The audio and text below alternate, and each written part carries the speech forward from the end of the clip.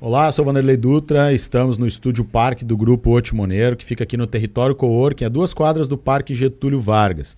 Dando sequência à primeira rodada de entrevista com os candidatos à Prefeitura de Canoas dentro da nossa cobertura das eleições 2024 do Grupo Otimoneiro de Comunicação, hoje recebendo o candidato Jairo Jorge do PSD. Conforme a ordem sorteada com a presença de representantes das candidaturas, já entrevistamos anteontem e ontem Bete Colombo do Republicanos e Rodrigo Cebola do PSOL. Dia 29 amanhã a vez de Márcio Freitas do PRD, dia 30 conversaremos com Ayrton Souza do PL e no sábado dia 31, encerrando essa primeira rodada, Odirley Campiol do Novo.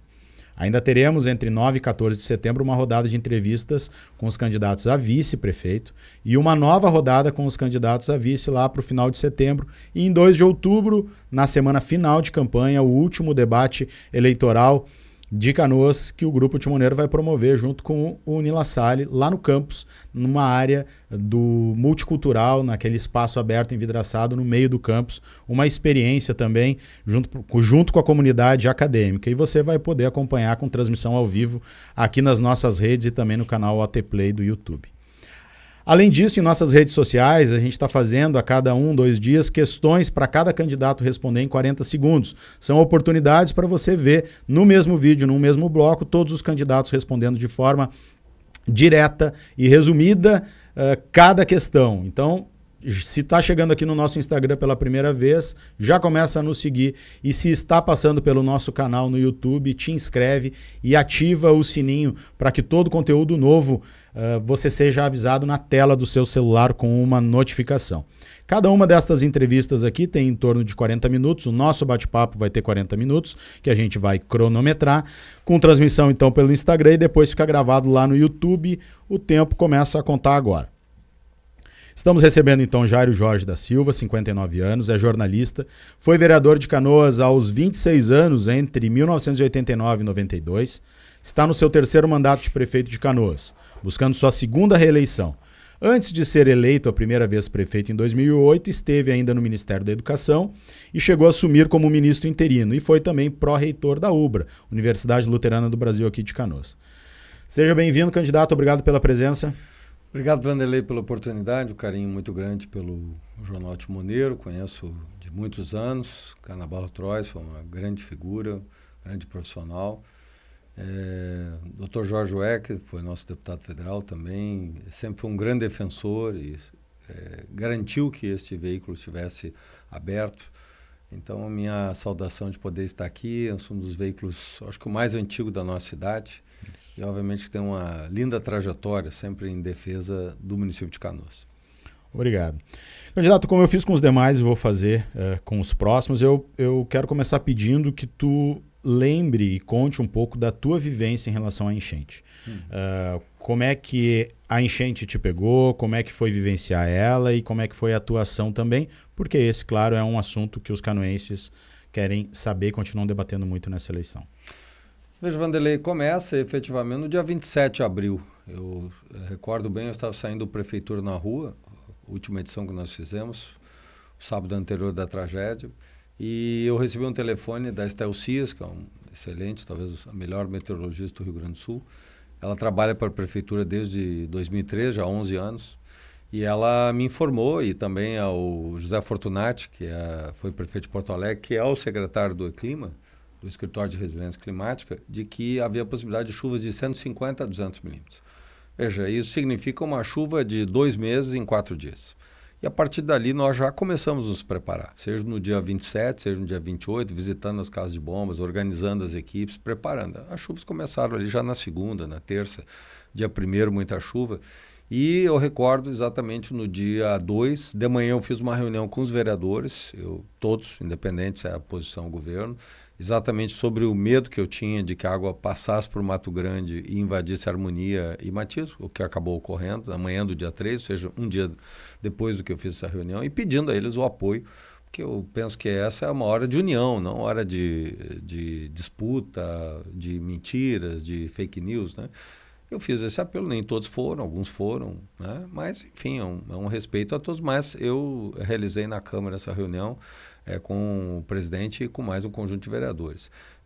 Já à noite do dia 2, nós tivemos o primeiro processo de evacuação. Nós pedimos ali por volta das 21 horas a evacuação do Mato Grande. Naquela mesma noite eu estive na Matias, nós estamos já preparando ali sacos de areia.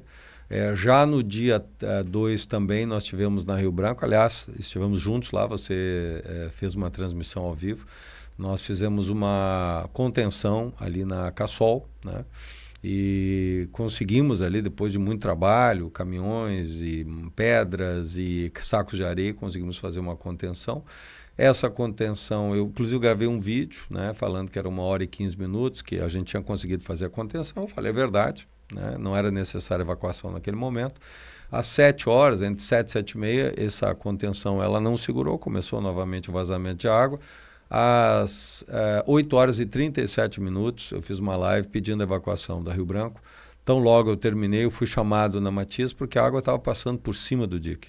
Veja, foram 2 metros de elevação da água entre a noite do dia 2 e a manhã do dia 3. E às 10h e 4 minutos do dia 3, a gente pediu a evacuação da Matias Velho. É importante, né, que durante o dia nós fomos pedindo a evacuação de outros trechos também e de outros bairros. E às 17 horas nós pedimos a evacuação, a prefeitura pediu a evacuação de todo o lado oeste. Talvez nem todas as pessoas tenham ouvido o nosso pedido, nem todas as pessoas tenham acompanhado. Mas muitas pessoas também ouviram, mas não acreditaram que a água chegaria onde chegou. Foram mais de 30 pedidos de evacuação, caminhões de som, né, na rua, agentes na rua, para que as pessoas, né, tivessem essa informação. De fato, em 56 anos, os diques nos protegeram. E aí uma questão chave, eu acho, Wanderley, que precisa ser dito para as pessoas, é de que, primeiro, ninguém nos avisou que a chuva seria igual ou maior que 41. Eles falaram em 150 a 200 milímetros. Choveu 417 em Canoas. E na bacia choveu 826 milímetros. Então, ninguém avisou isso, né? Nem a mim, nem o outro prefeito. E eu perguntei ao governador Eduardo Leite se alguém tinha avisado. E ele me confirmou que também ninguém tinha avisado isso. A chuva, ela foi muito maior do que estava previsto. Segundo, os nossos diques, o colapso deles não tem a ver com uma comporta ou porque uma casa de bombas falhou. Não, ele colapsou porque a água passou por cima. E por que passou por cima? Porque ele foi desenhado para enchente 41, que tinha chegado a 4,78 metros. Portanto, os nossos diques tinham acima de 5 metros. E tendo acima de 5 metros, quando a água passou a 5,35, chegou, ela acabou passando por cima do dique e acabou rompendo. Esse extravasamento levou a um rompimento em 2 pontos. O único dique que não rompeu foi o dique de Niterói. E por quê?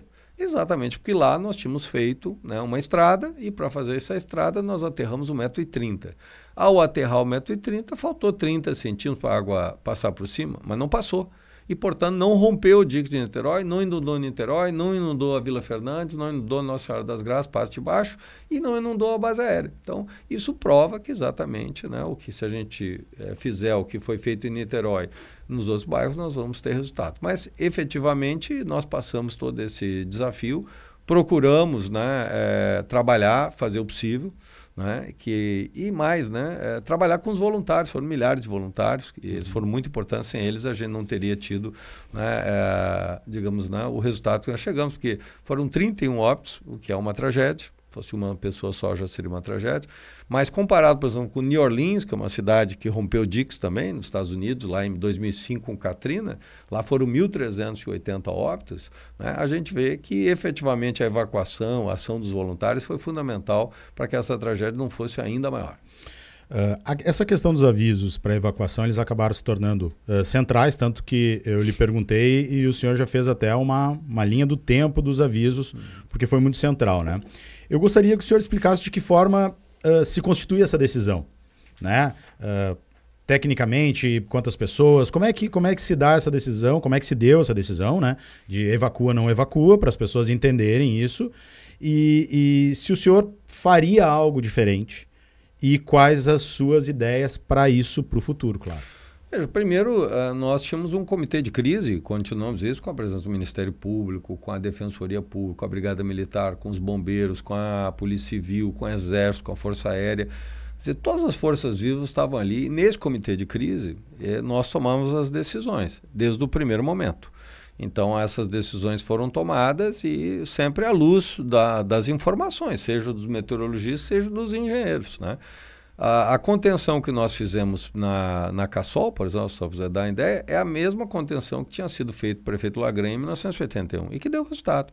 Agora, não dá para comparar a enchente 81 com a enchente que aconteceu. Aliás, não tem comparação, né? Nós estamos falando no evento mais extremo e o pior, a maior tragédia, não do Rio Grande do Sul, do Brasil e do mundo, né? Porque efetivamente o que aconteceu aqui não tem precedentes. Então, acho que claro, as decisões foram tomadas a partir da avaliação dos dados, né? E eu acho que um gestor sempre tem que dizer a verdade, né? Dizer aquilo que está ao seu alcance e não esconder, né? E não também dar informação falsa ou criar falsas expectativas. Então, de um lado isso, né? De outro lado, claro, buscando a informação, buscando ouvir as pessoas, que eu acho que isso, os técnicos principalmente, né? Que é muito importante. Eu quero ainda, sobre a sua vivência, daí voltando um pouquinho, assim, porque eu acompanhei aquele início muito forte, né, muito intenso, fazendo só uma justiça. Nós estávamos lá naquele dia, mas quem fez a transmissão foi o Gustavo, estava bem escuro lá. Perfeito, é verdade. Mas depois eu continuei também. Mas você estava lá também, né? Chegou não, lá naquele dia lá na Cassol não. Depois nos outros dias sim. Mas assim, eu acompanhei muito daquela intensidade daqueles primeiros dias. Todas as vezes que pedi, inclusive, entrevista com o senhor atendeu. E fui notando, principalmente nas primeiras 48, 72 horas, assim, o cansaço muito forte, um esgotamento. Né? E eu queria lhe fazer uma pergunta do ponto de vista pessoal mesmo. Como é que foi lidar com, embora um comitê, tudo, com tantas pessoas lhe procurando para tomar essas decisões e essa responsabilidade de estar lidando com as decisões com tantas vidas e com o patrimônio de tanta gente, né? Que eu tenho certeza, e a gente via isso, que era algo muito pesado. Foi difícil, sem dúvida, mas o líder tem que liderar em todas as situações, né? Eu procurei sempre manter a tranquilidade, a serenidade, agir. Eu fui muito atacado, talvez você me perguntou o que eu faria diferente. Talvez responder, porque eu não respondi às fake news, às mentiras. Eu achei que era mais importante eu trabalhar pelas pessoas do que ficar fazendo vídeo na internet ou respondendo na internet. Eu só respondi assim, em casos muito pontuais, mas realmente talvez eu tivesse que ter feito isso para as pessoas não acreditar nas mentiras que foram feitas, né? De que pegam esse vídeo da 1h15 e transportam ele 24 horas depois, como se eu tivesse feito o vídeo 45 minutos do rompimento. Não, o vídeo foi feito 24 horas antes, então, e depois dele teve um outro vídeo, aí mentem, porque quem está fazendo isso sabe que eu fiz um vídeo, eu pedi evacuação às 8h37, isso é uma mentira. Então, eu acho que talvez, você me perguntou o que eu podia fazer diferente, talvez ter respondido, né? Mas eu achei que naquele momento o mais importante era trabalhar pelas pessoas. Primeiro no salvamento, né? Porque nós criamos um canal de WhatsApp que foi muito importante para os bombeiros, que a prefeitura procurou fazer a sua parte. Hoje tem gente querendo botar os voluntários contra a prefeitura, o governo do estado, o governo federal, contra as instituições. Isso não vai levar a lugar nenhum, nós temos que dar as mãos. Numa hora de crise, ninguém faz nada sozinho. Os bombeiros não tinham estrutura, ninguém tinha estrutura para isso, foi exatamente dar as mãos. Nós temos que entender o que aconteceu. De fato, é um processo, um evento dramático, né? Um evento extremo, né? 826 milímetros na bacia do rio Jacuí, do rio Caí, do rio Taquari, do rio dos Sinos e Gravataí. 826 milímetros é a metade da chuva de um ano inteiro. Então, na bacia dos 5 rios que nos atingem, choveu 6 meses em 5 dias. Então, de fato, diante disso, todos tinham dificuldade, mas todo mundo se deu as mãos, trabalhou, é assim que tem que ser, né? Eu acho que quanto pior, melhor, não leva a lugar nenhum. E eu dou um exemplo para você. Quando houve a Covid, você recorda, o prefeito era o Busato. Eu era oposição. Quando aconteceu a calamidade, eu fui o primeiro a chamar a minha equipe e dizer, vamos ajudar o prefeito Busato. Aliás, eu apresentei a proposta de auxílio emergencial que depois ele implantou em setembro. Nós votamos a favor. Veja agora, tem candidato que é prefeito que votou contra o povo, votou contra a cesta básica, distribuindo, as pessoas estão com fome. Quem distribui a cesta básica são os servidores de carreira, tem regras, procedimentos, tem lei que regulamenta. Eu não fiz isso, do quanto pior, melhor. Imagina, poderia cada morte lá fazer uma coisa histriônica, ataque ao prefeito. Não, eu somei ao prefeito. Veja que é por isso que o povo me conduziu. Quem foi eleito em 2020 fui eu. E ele não foi eleito. Eu fui eleito porque eu fiz uma posição responsável e não irresponsável como estão fazendo hoje. Do quanto pior, melhor. Não há lugar na política canoense, nem na política gaúcha, por quanto pior, melhor. Mas, infelizmente, isso aconteceu e com muita força. Inclusive, gente de fora se somando a pessoas irresponsáveis aqui. Eu dou um exemplo, a questão lá do requerimento, a requisição administrativa. Isso está na lei de licitações. Requisição administrativa nada mais é do que uma compra direta para facilitar, só pode fazer em evento extremo. Aí ficaram criando um vereador de forma irresponsável, aliás, foi condenado pela justiça, né? Exigindo a sua retratação e a retirada do vídeo, dizendo que eu estava requisitando cesta básica, eu estava desviando cesta básica. Aí perdemos doações por causa disso, até isso se mostrar que era uma mentira, né, que eram por alguém que sabe o que é lei, porque alguém criar uma fake news por desconhecimento, eu até entendo, até perdoo.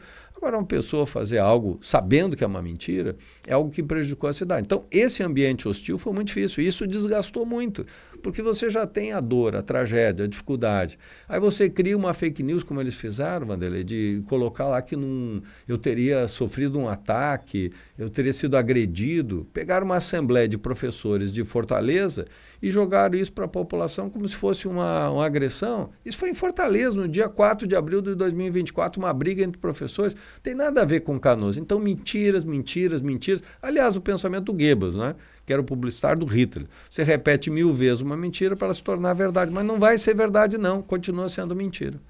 Para ficar ainda nessa parte da comunicação para desastres, né? Além desse caso do Rio Branco que o candidato citou e relembrou, que ficou marcado, tem, por exemplo, e a gente recebe muito do pessoal do Fátima, que reclama assim que foi dado só por rede social às 4 da madrugada. Isso é um relato que vem.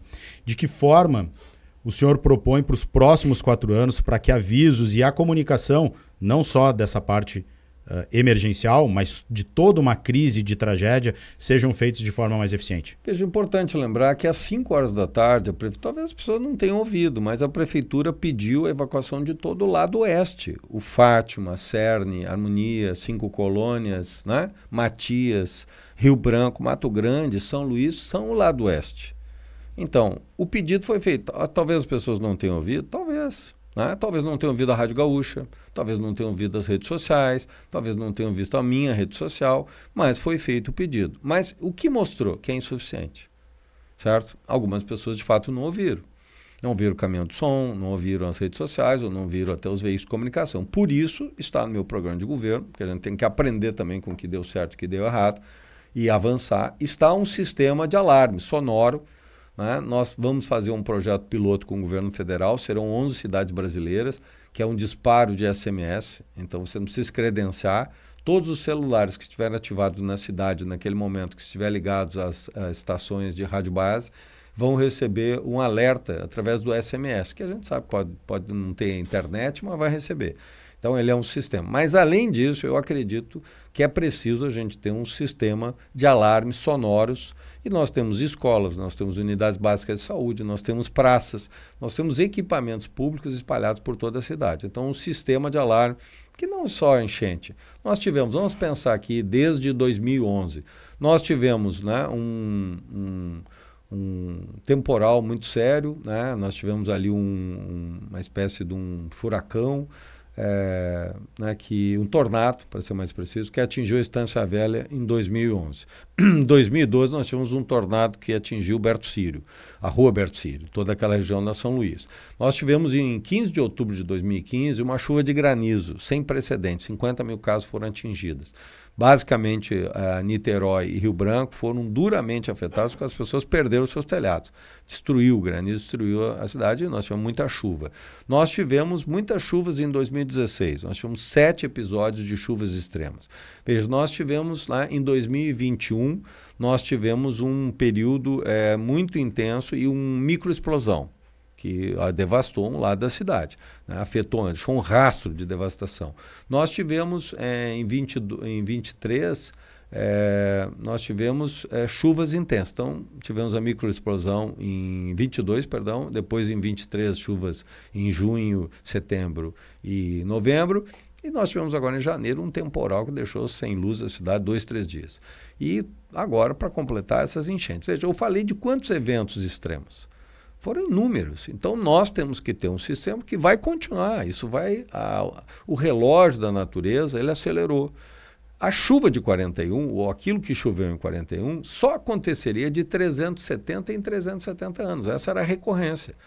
Mas em 83 anos, não só choveu igual, mas choveu mais do que 41. Então é importante nós entender que nós temos que ter, de um lado, um sistema de alarmes, e a outra medida também, que está no meu programa de governo, é um gabinete de contingência.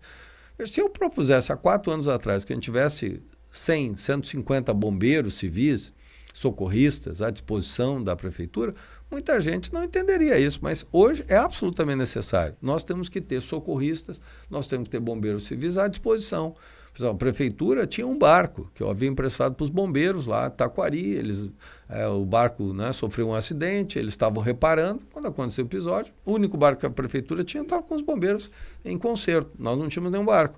Hoje nós compramos, temos 5 barcos, nós somos demais.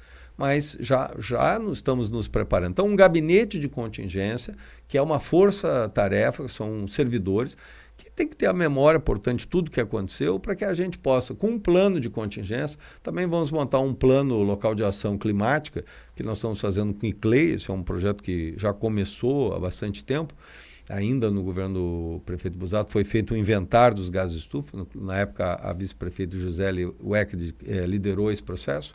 E eu, depois da minha gestão, nós já fizemos vários produtos. Um deles é o Plano Local de Ação Climática, que é para pensar as mitigações. Então, de um lado, um plano de contingência, que tem que ser mais robusto. Lembrando que aqui nós temos empresa de gás, nós temos a refinaria Alberto Pasqualini, nós temos as rodovias, a 116, 448, 386, nós temos uma base aérea que tem descida de aeronaves. Portanto, nós vivemos numa área de risco.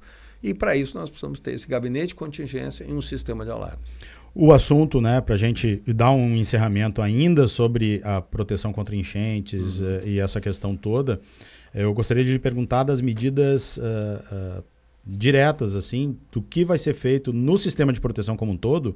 E daí, claro, a pergunta para ti em relação aos outros fica diferente, porque tu é o único dos candidatos que ainda tem 4 meses, né, até lá, se eleito for, estará em mandato ainda. Então, já te perguntando, dentro das medidas que tu vai apresentar, que imagina para a proteção contra enchentes, por que não começou, quando começa, o que começa ainda esse ano e o que fica para a próxima gestão, que é uma urgência de todos os canoenses? Veja, Vanderlei, nós somos a primeira cidade que já começou a trabalhar. Nós, desde sábado, nós estamos trabalhando, demorou um pouco porque a CCR não havia liberado o acesso a 448. Nós já estamos fazendo a recomposição do dique da Rio Branco, que em razão daquela estação de tratamento de água que foi reativada, nós tivemos ali danificou um pouco o dique. Então, nós estamos recompondo, a Corsan está trabalhando em parceria com a prefeitura. Tão logo termine, provavelmente eles vão terminar isso agora, já é uma semana de trabalho. Nós vamos começar já na segunda-feira a obra do conserto definitivo do dique da Rio Branco. Estamos terminando, já fizemos as perfurações, a sondagem, porque nós precisamos disso para fazer o projeto. O projeto está em fase final, para que a gente possa fazer o alteamento. Então, já tem a solução técnica para fazer isso. Nós vamos elevar a 7 metros, a 4 a 7, e com isso nós vamos garantir a segurança. Nós temos ali 9 quilômetros de dique. Então, nós vamos fazer, são três etapas diferentes, 3 soluções diferentes, e nós temos ali a Cassol, né? A Cassol, nós aprovamos já o projeto. Vamos também entrar em processo de licitação lá da Cassol. Devemos já fazer provavelmente até o início de setembro. Será um muro, como é o muro da Mauá em Porto Alegre, que vai proteger ali a Cassol, e vamos elevar os diques também, o dique da Rio Branco a 7 metros. Então, nós estamos fazendo dessa forma. São várias obras simultâneas que nós estamos fazendo na Rio Branco, mas todas elas começam em setembro. Algumas já começaram, como eu falei para você. Nós temos a recomposição do dique que já começou, o conserto definitivo começa e, na sequência, o alteamento do dique, começando exatamente por aquela área que vai ali da Liquigás, da Rua Primavera, até a Casa de Bombas número 4, na Irineu Carvalho Braga, ali próximo do Mato Grande. Então, esse será o trecho inicial, mas vamos fazer em todo ele. Na Matias Velho, nós lançaremos agora o edital na próxima sexta-feira. A Prefeitura vai publicar o edital, é uma obra de aproximadamente 75 milhões. Nós vamos fazer o alteamento e o conserto definitivo. Ali é uma outra solução que vai ser dada, mas muito importante, vai garantir também a segurança do bairro Matias Velho. Também vamos lançar na sexta-feira o edital do Mato Grande. É um edital, são 5 dias úteis do edital, então são processos rápidos, nós não estamos falando aqui de processos demorados. E nós queremos começar a obra também do Mato Grande. Essa é uma obra de aproximadamente 60 milhões, 69 milhões aproximadamente, será a obra do Mato Grande dos diques. Vamos lá também fazer 2 casas de bombas, que virão também, uma casa de bombas 9, a casa de bombas 10, juntas em torno de 65 milhões. Eu já hoje assinei o contrato, amanhã será a ordem de serviço, nós vamos continuar a obra de Niterói. Aliás, obra, como eu mencionei, que salvou Niterói.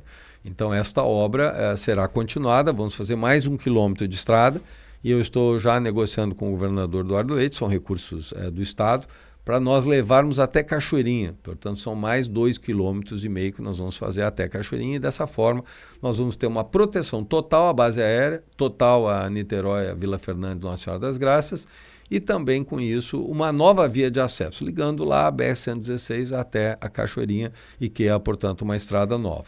E vamos também fazer a modernização das casas de bombas, nós já estamos também, fechamos agora na próxima sexta-feira já o processo, os estudos técnicos, né? E vai para a licitação. Acredito que na semana que vem nós vamos fazer uma obra aí na faixa de 125 milhões, que é modernizar. O que significa isso? Com motores anfíbios, que mesmo com a água eles vão funcionar. Vamos elevar tudo na cota 7 dentro das casas de bombas, então os painéis elétricos e eletrônicos vão ficar alto, né? E vamos colocar ali toda uma estrutura para que os funcionários possam trabalhar. Vamos automatizar as casas de bombas, quer dizer, quando a água chega em um determinado ponto, ele liga automático e dessa maneira essa modernização ela vai colocar geradores, obviamente também na altura, para que a gente não tenha, né, qualquer situação adversa como nós enfrentamos. Então, modernização das casas de bombas. E estamos também já andando com o estudo da São Luís, né? Nós temos já uma proposta de dica, então está sendo feitos os estudos necessários para que a gente possa apresentar para o governo federal e dentro dessa negociação qual é a melhor solução. Nós temos já uma proposta, mas é claro que isso tem que ser dialogado. Tudo isso que eu falei dá em torno de R$1 bilhão.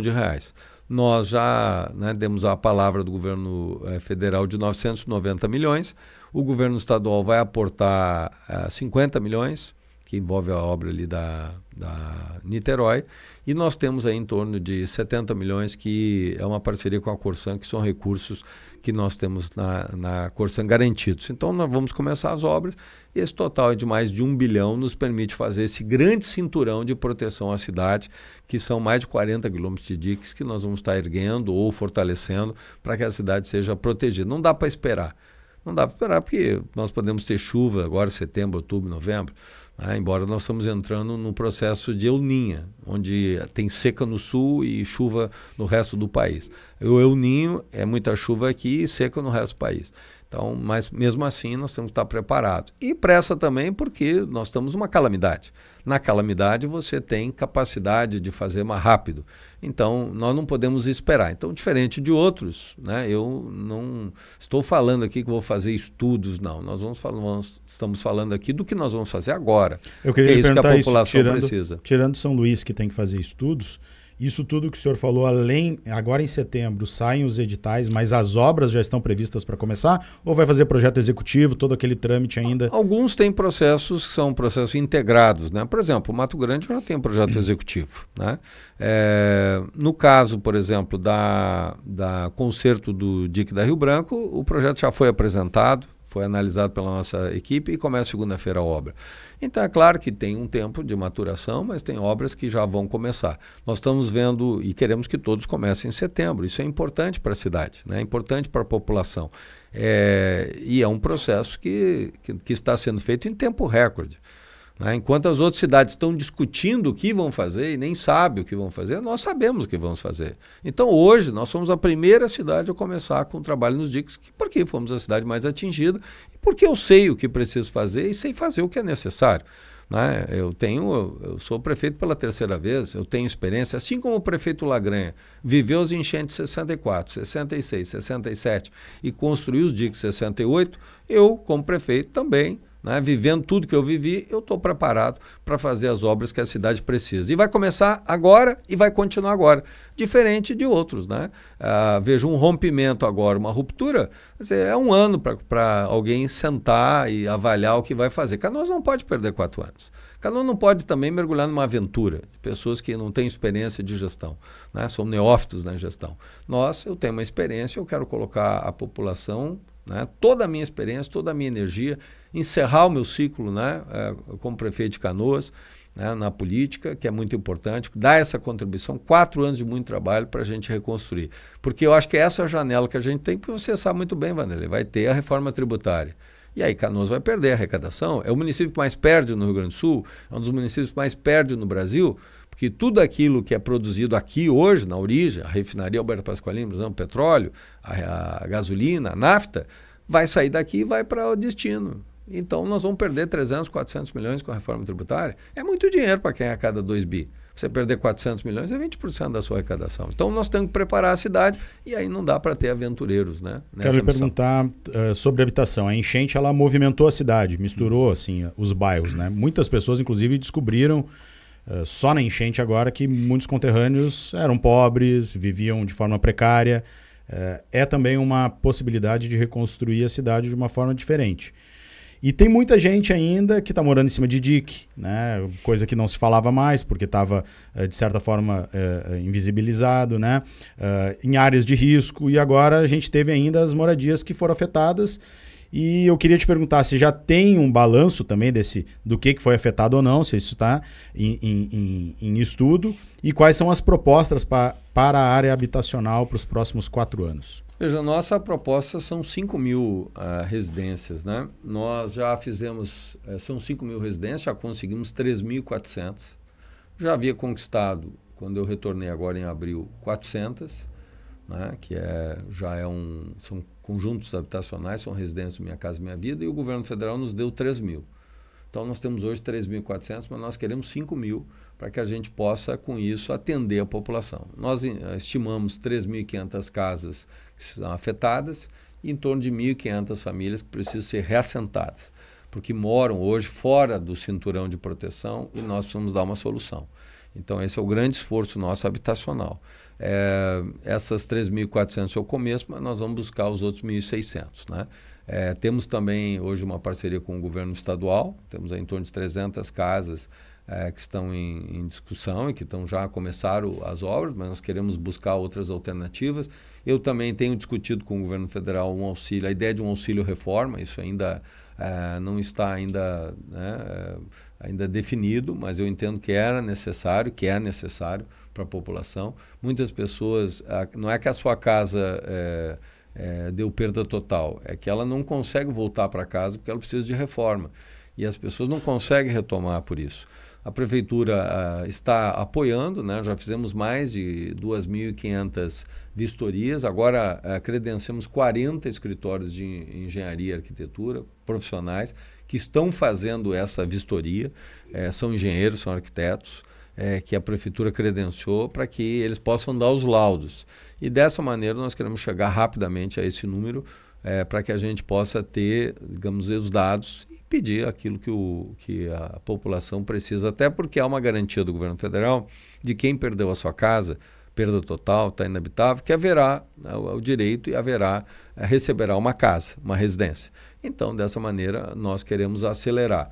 E é isso que nós estamos fazendo. Temos o aluguel social também. Nós tivemos aí um número bastante significativo de pessoas que se inscreveram, né, no aluguel social. Mais de 15 mil pessoas escreveram, 15.323. Nossa, são 2.000 pessoas que nós vamos atender, mas isso mostra a dimensão, mostra as pessoas que não conseguiram voltar para sua casa. E esse também é o debate que nós estamos fazendo com o governo federal, de ter celeridade. Com o governo estadual também, a gente tem discutido, né, quem sabe um auxílio-reforma para um contingente dessas famílias que possa fazer a reforma em sua casa. E eu acredito que agora nos próximos dias eu estou solicitando uma reunião com o governador e nós vamos poder avançar nesse tema aí da habitação com o governo estadual e com o governo federal. Passando para a saúde, né? Claro que agravou muito a situação, mas a saúde de Canoas, ao longo dos últimos governos, né, ao longo do tempo, ela já não vinha fácil, né, ela já vinha difícil. E agora agravou muito com a enchente e a questão principalmente estrutural, né? Quais os seus planos para a área da saúde para os próximos 4 anos? Nós investimos em torno de 750, 800 milhões ano na saúde. Isso dá 2,5 milhões ao dia.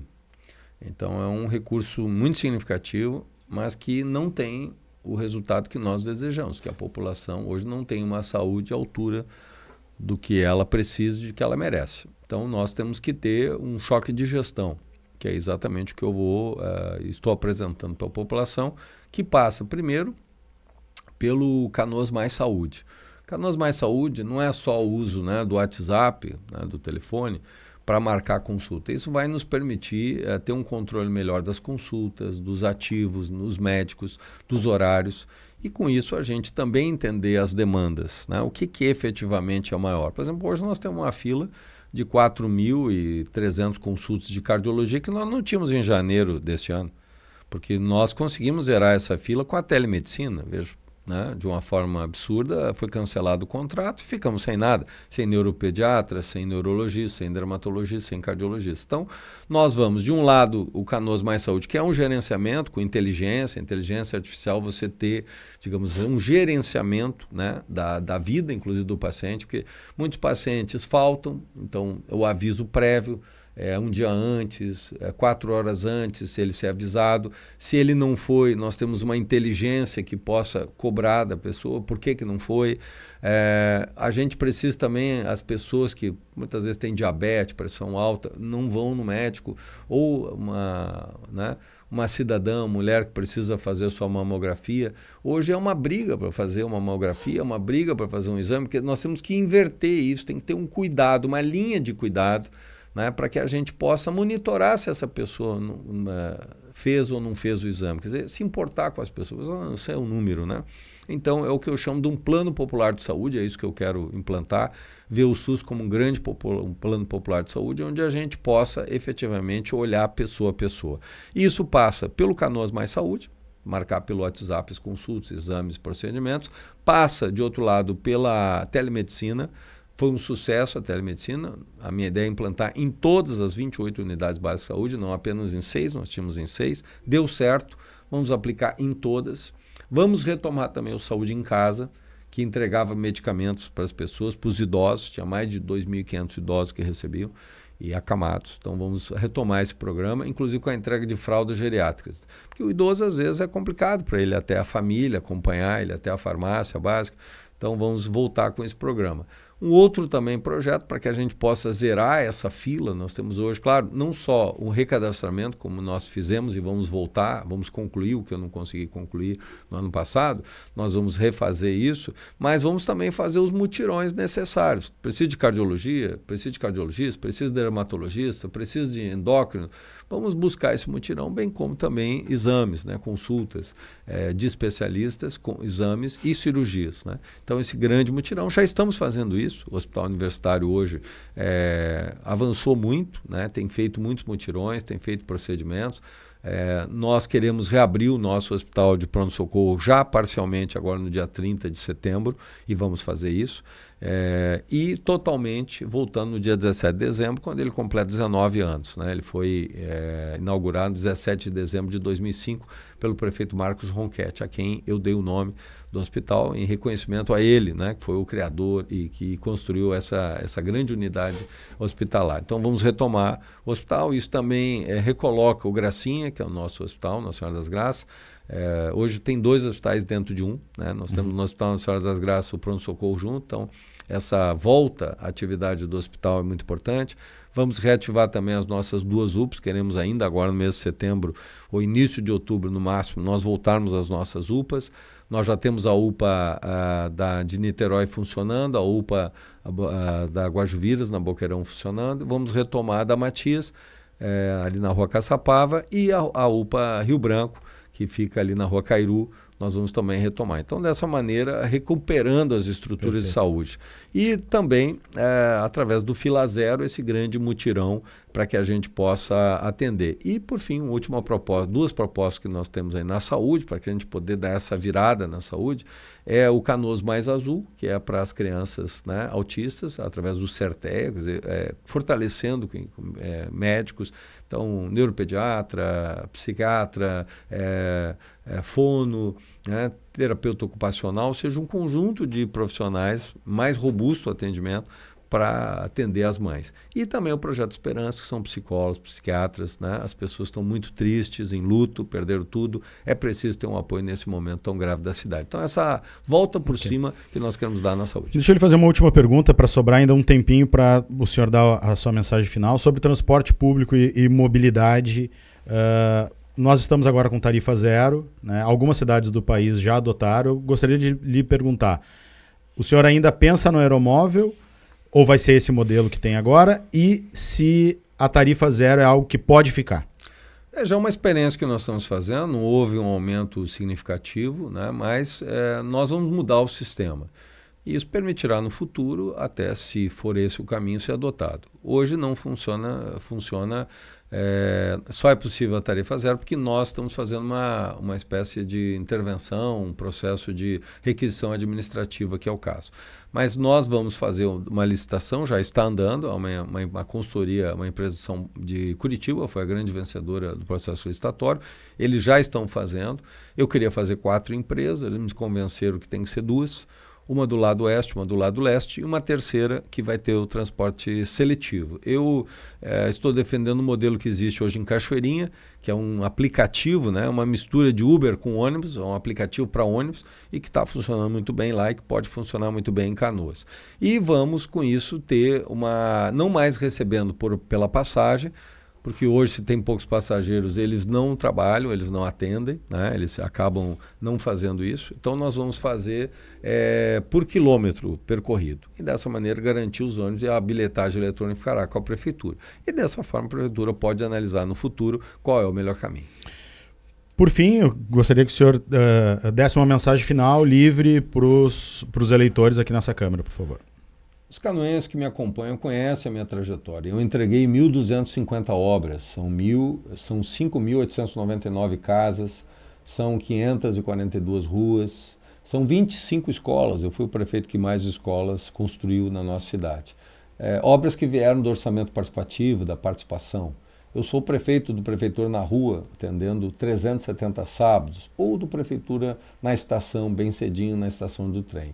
Eu acho que essa forma, a Prefeitura do Povo, ouvindo as pessoas, construindo através do orçamento participativo as soluções, as obras, acho que este é o caminho. Eu quero usar toda a minha experiência, toda a minha vivência, todo o meu conhecimento para a gente reconstruir a nossa cidade e avançar. E, ao mesmo tempo, com tudo isso, dar a volta por cima, que é o que nós queremos. Assim terminamos, obrigado candidato, assim terminamos a nossa terceira entrevista da primeira rodada de entrevista com os candidatos a prefeito. Segue nos acompanhando aqui no Instagram e também no nosso canal do YouTube. Até a próxima, tchau.